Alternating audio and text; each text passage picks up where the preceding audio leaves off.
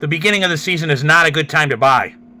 But I'm going to talk about a few players just because I find it interesting. And I didn't even have to look up the values on this guy's trading cards to know that they're going to have skyrocketed overnight.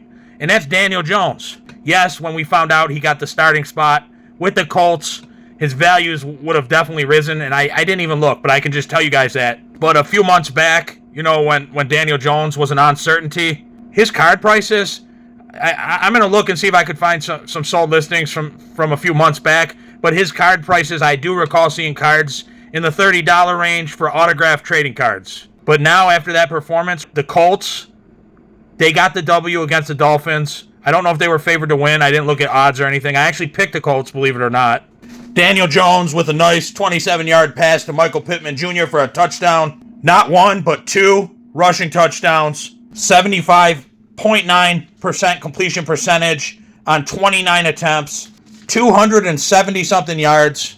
I know it's too early to say, but as of right now, a career revival with the Colts. Now, I realize it's just the first game. It was against the Dolphins, but his prices guaranteed are probably going to be 2.5, 3 times up for his autographed trading cards. Just across the board. And this is all just my opinion. I could be slightly off, but he's going to be up. Now, I will be honest with you guys about Daniel Jones. You know, once he takes his next L, if he doesn't stack up wins, his value is going to drop back down. Not bottom out where it was, but, you know, Broncos is going to be a tough game.